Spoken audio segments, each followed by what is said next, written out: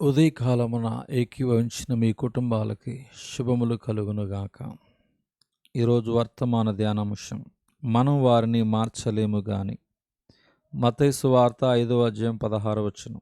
మనుషులు మీ సత్క్రియలు చూచి పరలోకమందున్న మీ తండ్రిని మహిమపరుచినట్లు వారి ఎదుట మీ వెలుగు ప్రకాశింపనీయుడి.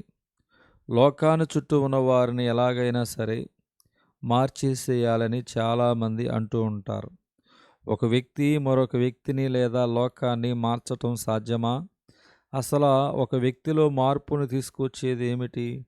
మనం ప్రేమించే వ్యక్తి మార్పు చెందాలంటే మనం చేయవలసింది ఏమిటి?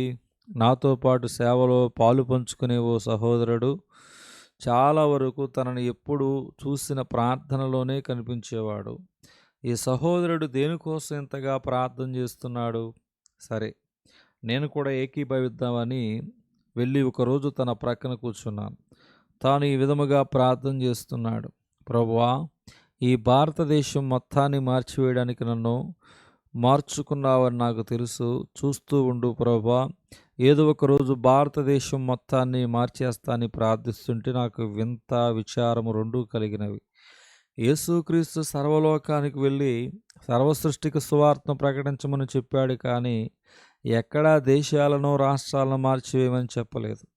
ఈ సహోదరునికి ఆత్మీయత అయితే ఉంది, కానీ అది పరిపక్వత లేని ఆత్మీయత.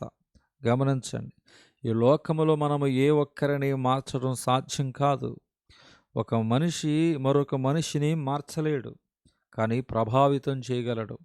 నరుని ఆత్మ యెహోవా పెట్టిన దీపం. ఆ ఆత్మ అనే దీపం సువార్త ద్వారా వెలిగించబడుతుంది.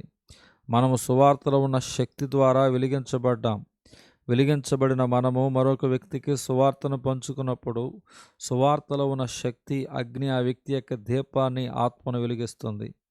వాస్తవానికి మార్చేది మనం కాదు, పరిశుద్ధాత్మ దేవుడే. సువార్త అనే అగ్ని ద్వారా ఆ వ్యక్తిలో మార్పును తీసుకువస్తాడు. కావున ఎన్నడూ కూడా మన యొక్క సొంత శక్తితో మరొక వ్యక్తిని మార్చే ప్రయత్నం చేయకూడదు.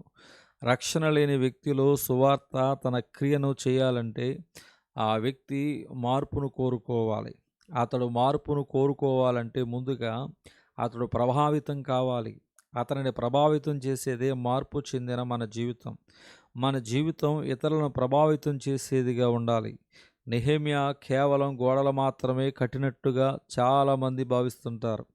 నెహెమ్యా యెరూషలేము గోడలు కట్టడానికి దేవుని చేత ఏర్పరచబడిన అద్భుతమైన నాయకుడే గాని, జాగ్రత్తగా పరిశీలిస్తే గోడలు కట్టడానికి ఎంత ప్రాముఖ్యత ఇచ్చాడో అంతకంటే ఎక్కువ ప్రాముఖ్యత ఆ ప్రకారము లోపట నివసించే ప్రజల జీవితాలను కట్టడానికి ఇచ్చాడు. ప్రజల జీవితాలను యంత్రాలతో నిర్మించడం సాధ్యం కాదు అనే సత్యం గ్రహించి తాను ఎటువంటి జీవితం అయితే ప్రజల నుంచి ఆశించాడో అదే జీవితాన్ని తన క్రియల్లో చూపించి వారిని ప్రభావితం చేశాడు.